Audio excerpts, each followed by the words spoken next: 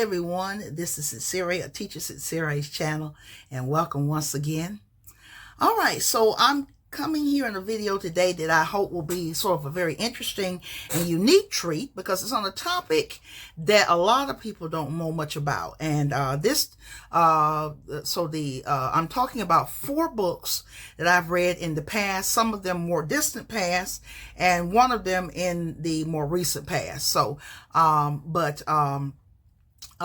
these are all historical books, and I feel like they're very, very important. Okay, so of course, you see, I'm an African American person or Black American person, and for many, many years, my people, many of them, not all, but many of them, have wanted to know, where did they come from? Where did they come from? Or probably most African Americans would like to know, where exactly in Africa did we come from? Others, there are some in more recent years that feel that we didn't come from Africa, that we're originally from here. So yeah, there are different theories and different things, but basically the consensus is that we came from somewhere in West Africa, but we just don't know which place. Okay.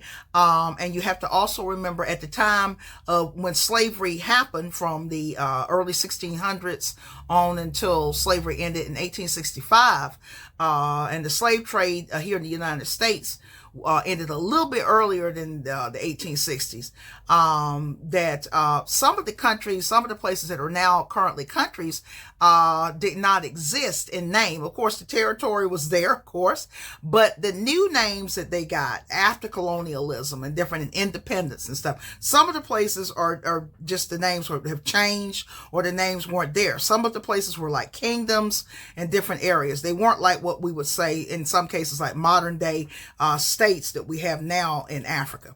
So, Africa is made up of 53, maybe 54 countries now. So, but I have 4 books that I've been wanting to share for quite some time about the history of slaves that were brought here, or some of the slaves that were brought here to the United States. Now,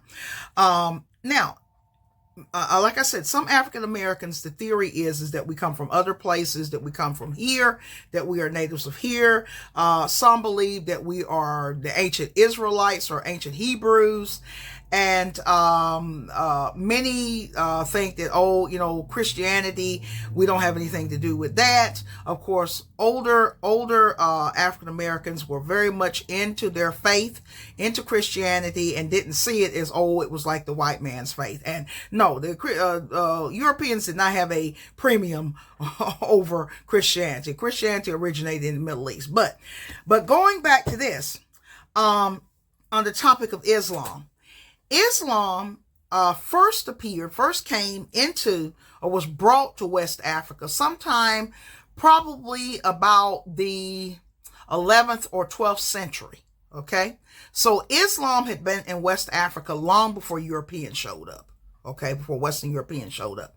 And that is why you have many Muslims in West Africa, along with Christians and also traditional religions. Okay, so with these books, what these books are talking about is that these are talking about slaves that were brought here that were Muslim. Okay.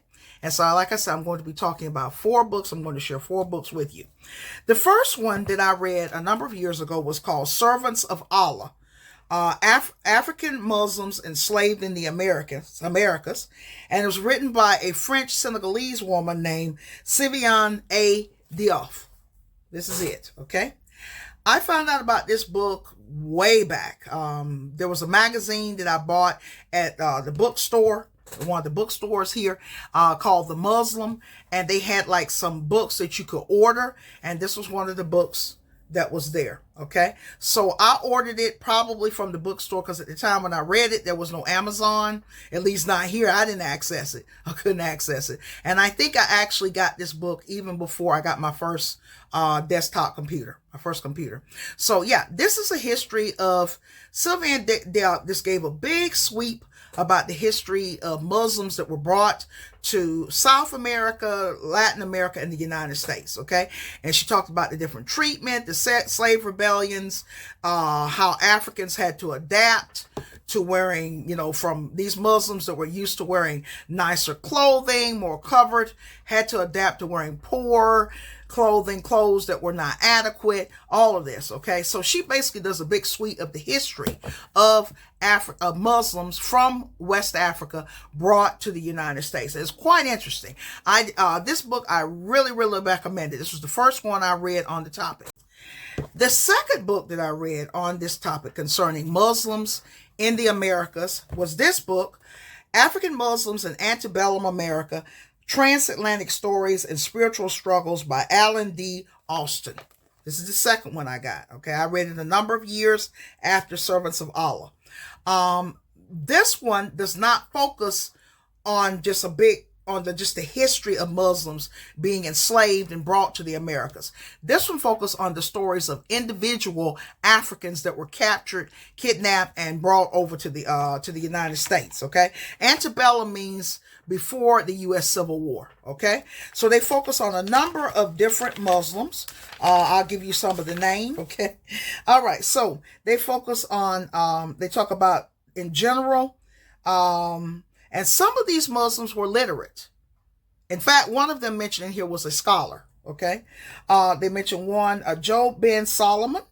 He was an African nobleman and father of African American literature. Abdel Rahman and his two amazing journeys. I'm going to talk about him later. He was a African prince. He was Fulani. Bilali Muhammad and Saleh Bilali. Okay. They lived in the same state I live in. I live in the state of Georgia, and they lived to the south on Sapelo and St. Simon's Islands, which are two islands off the coast of my state here in Georgia. They mentioned one, Lami Kabe, another one, Umar ibn Said. Okay, I think he was the one that was a scholar. And then they mentioned Muhammad Ali bin Said or Nicholas Said and his travels. Okay, I will also mention him in a little bit. Okay, so this is a really good and interesting one, but they focus on individual males that were captured. Some of them were royalty, like Abdel Rahman, Ibrahim al-Sori. And yeah, so this was another one that I highly recommend. One of them in here, some of these people actually could write in Arabic. Okay. I'll show you. This is the case. This is the handwriting of, let's see, which one was this one? This is the handwriting of Umar ibn Said. Okay. This is some of his handwriting. Okay.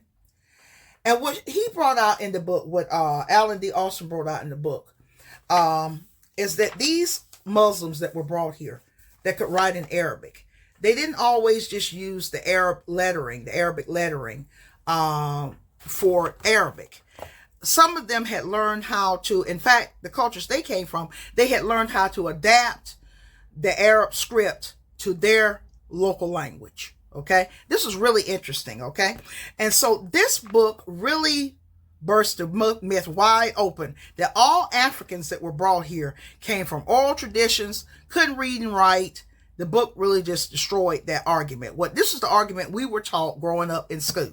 Okay, that all Africans brought to the Americas were illiterate. They couldn't write. Their cultures only encouraged oral traditions, which was not the truth. Okay, so these books were very important in my growth and understanding more the history of the people that were brought here to the Americas. Now, not all of the Africans brought here were actually Muslim. Okay, Sivian Diouf says maybe about 25%. Okay, some of them were dropped off in South America and others were brought here to North America.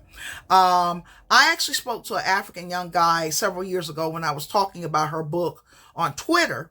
I mentioned her book on Twitter. He was saying I don't particularly like her. He said, I think actually the numbers were much higher, maybe about 75% of the Muslims brought here may have been, the Africans brought here might have been Muslim. Very possible. And I can tell you about some traditions here in the South. For example, with my grandfather. My mother told me the way my grandfather would kill farm animals, okay? Basically, the way he killed them was the halal way that Muslims do. He killed them where they wouldn't suffer, and basically they would drain off the blood and everything, and the meat was better than what you would normally get in the supermarkets here, the non-halal meat. Okay. My mother's family was very much, when I went to Turkey and I told her about some of the customs there, the attitudes there, my mother was saying it was a lot like when she grew up. What I'm thinking might be the case is that some of my ancestors may have been Muslims from West Africa, okay? And the reason why I say this is because some of the things that my mother has said and things that I witnessed growing up, particularly on my mother's side of the family, okay? Because like I said, in South Georgia, there were, in fact, the first mosque, what was called the first mosque, was actually built in my state. Okay, it was some plantation in South Georgia. Okay, it was on a plantation, and some of the slave masters were awful, and then some of them were much more lenient. And this particular slave master allowed some of his slaves were Muslims, so he allowed them to build a small building where they could pray. Okay, like they would have did back in their homeland. So also years ago, old black women would cover their hair with headscarves, going to church, always cover their hair with a hat or something like that.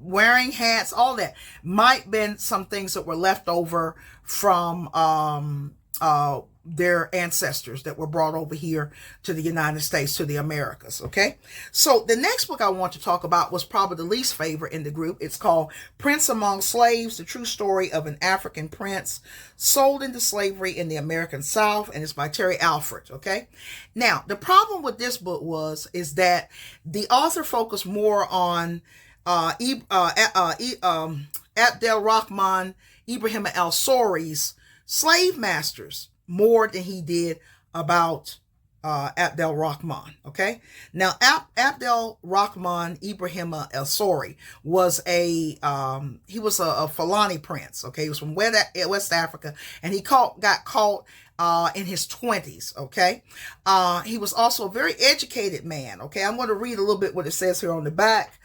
In this remarkable work, Terry Alfred tells the story of Abdel-Rahman Ibrahim, a Muslim slave who in 1807 was recognized by an Irish ship surgeon as the son of an African prince who had saved his life many years earlier. The prince, as he had become known to local Natchez, Mississippi residents, had been captured in a war when he was 26 years old and sold to slave masters and shipped to America. Slave though he was, Ibrahim was an educated, aristocratic man, and he was made overseer of the large cotton and tobacco plantation of his master, who refused to sell him to the doctor for any price. After years of petitioning by Dr. Cox and others, Ibrahim finally gained his freedom in 1828 through the intercession of U.S. Secretary of State Henry Clay. 66-year-old Ibrahim sailed for Africa the following year with his wife and died there of fever just 5 months after his return. Okay, so 80% of the book is focused more on the people who owned him and his situation more than it did actually about him. So maybe it's not a lot known about him, but more is talked about the prince at the beginning and at the end than it is throughout the middle of the book. Okay, so it wasn't badly written, but I just came away sort of disappointed because it just didn't talk much about him to the level that I wish they had and told more about him. Also, I want to point out is that a number of years ago, PBS Network actually did a docudrama based on the book. Okay, now I have not been able to find it online. I've looked for it. I haven't looked for it recently, so it might actually be up. Okay, but if I can find it after I posted this, once I post this video or before I post it, I will put the link in the description about the documentary. Okay, if I can actually find it, or if I find some information about it. You can find like a synopsis. I've seen a synopsis of it in the past, but I have not been able to find the complete docudrama, and I've seen a clip or two from it, or maybe the preview, but not the actual documentary. Now, the final of the four that I want to present is probably my most favorite of the four. Okay, now the author of the book is actually mentioned in the book African Muslims in Antebellum America. Okay, I have to look back because the names are so long with the subtitles. Now, I don't have an actual physical copy of the book, but I have this book on my Kindle, okay? And it's called The Autobiography of Nicholas Said. Here it is here, okay? So, Nicholas Said was actually captured sometime, I think, it's been a while since I read it. It was the last one I read. He was actually captured when he was a child, maybe some around the 1830s, maybe. I can't quite remember. I have to look back. And he was captured. He said he was a naughty, mischievous child. And he ended up, because he wasn't doing what he needed to be doing, and he ended up captured by some slave traders. And he was sold into slavery, taken to Libya, and where his first slave master was an Arab, okay? And the slave master wasn't really abusive to him. His Arab wife, wasn't so nice. And he also had an African woman concubine as well. And the African woman concubine, who was quite young, treated him, was, friendly towards him. Later, he was sold to a Turk who talked about freeing him, and he treated him as a son.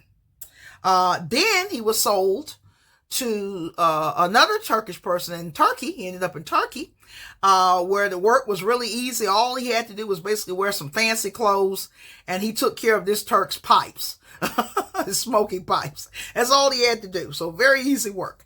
Then he ended up in Russia, where he was sold to a wealthy Russian gentleman who was very avid about educating him. Okay, it was very important for him that he was educated. Along the way, Nicholas had learned how to speak Arabic, Turkish. He became a polymath, basically. He was multilingual. So I think in the end, throughout his life, he was fluent in about 8 or 9 languages in the end. I think French was among one of them, Russian.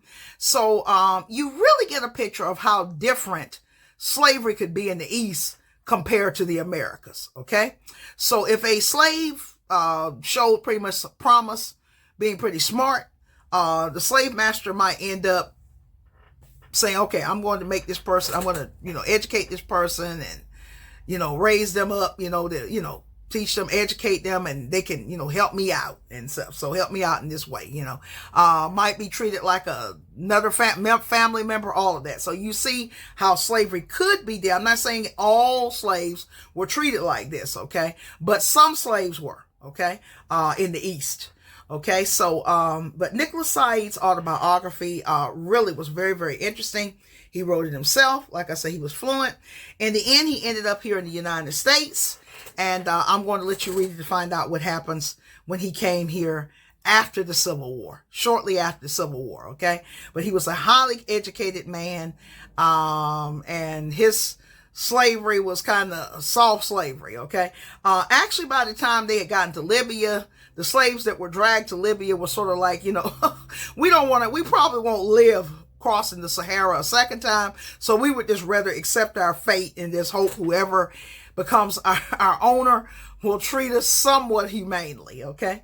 So yeah, so these were books I have really wanted to share with you for a long time, okay? Because I think, African Americans, really, it's very important for, some African Americans sort of indifferent, but a lot of African Americans really wanted to discover what their roots are. I'm one as well. I would like to know specifically what is, where I came from originally in West Africa, who my ancestors might have been. Of course, I could take a DNA test, but I just don't, well, they probably have my DNA anyway. I've had surgeries and different stuff, so they probably have my DNA anyway. But it's really important. One reason why some African Americans left a few years ago during the year of return through Ghana, there was the year of the return in Ghana. I'm not sure, I forgot the exact date it started, but a number of African Americans have left here in the last few years. Some of it due to racism, and others want to find a spouse or start a business, connect with their roots. Also, some want to leave the stress of living in America. They want a slower paced life. So people have their different reasons, okay?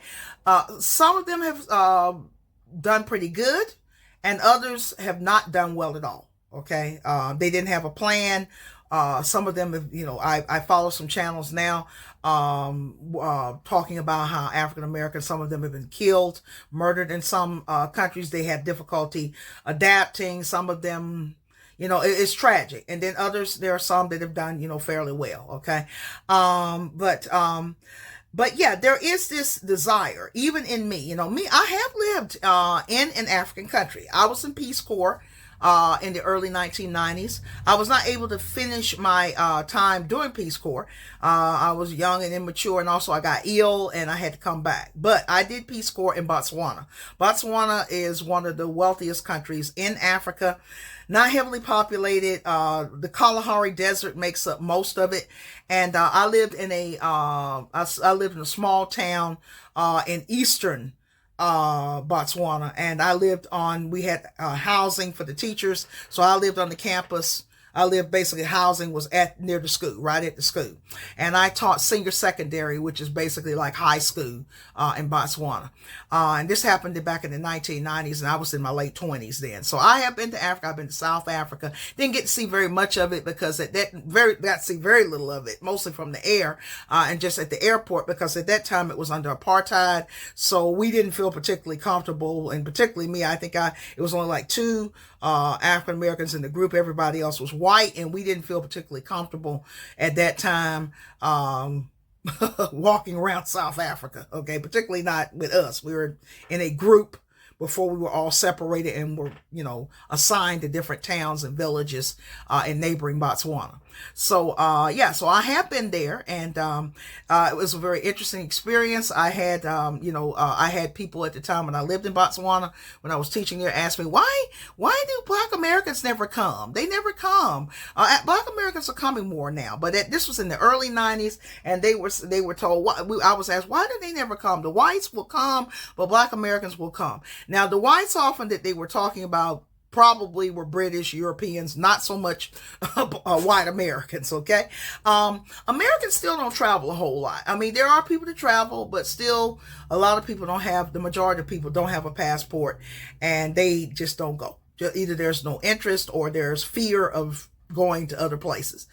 Also, I was told, when I was in Botswana, they would say, oh, we're not real Africa. You have to go to West Africa to be real Africa, to see real Africa. And also I was told by somebody, oh, you look like African royalty from West Africa. And, I've been told different things by Africans. So yeah, but anyway, it was a great experience, and I would like to, learn more. I would like to know pinpoint exactly where my ancestors came from. I have my mother and father. Their ancestors may not have come from the same clans or tribes, whatever. So I'm not thinking I'm just one thing. Okay. I do say to myself, I hope my ancestors came from Senegal or Mali. Or maybe northern Nigeria. I do say that. I admit I do say that. I hope they come from Mali, because you have the tradition in Mali of, Timbuktu was there, and the thing with education, and there are families there that have these old ancient manuscripts. So I envision for myself that I came from whoever my ancestors were, that they were scholarly people. Okay. And some of the people in my family are quite smart on both sides. So yeah, but yeah, I wanted to share these books. I've been planning for months and months and months that I was going to share these books, because I feel this is a very important topic for people to know. If you're a lover of history, if you're African American, it's very important to sort of start figuring out. It's good to know. It's just a good thing to know. If you want to take a DNA test, if you want to have the money for that. If you want to read books, there are books out here talking about this, okay? We don't have to just speculate completely. There are other books as well, talking about West Africa, talking about the different empires like Songhai and other ones in West Africa.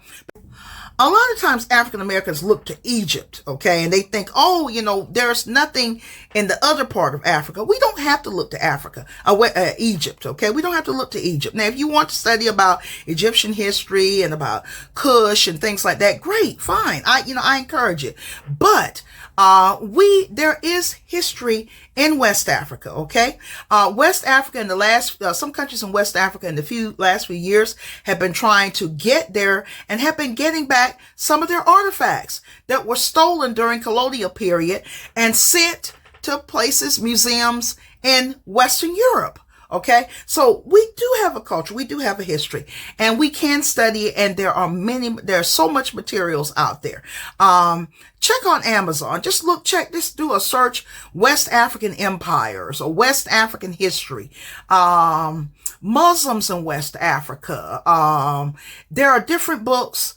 You can also go on Internet Archive. Internet Archive is back up. I hope it will be back up. It got hacked a few weeks ago, and I miss Internet Archive so badly, but it's back up again, not completely fully. I think I can't log in and get my favorites that I saved, but it is back up, and Internet Archive is very much a treasure. So go to archive.org and check out there, because there are books on there. There's a lot of material on there that you can read and look at and find out more about the history of West Africa, and also about Muslims in Africa, and possibly and the connections to our people that were some of them that were brought here to the Americas. Okay. All right. So I recommend all of these books, and I'm going to end here. So thank you. And I hope you enjoyed this video and learned something new. So this is Sincere. Until next time.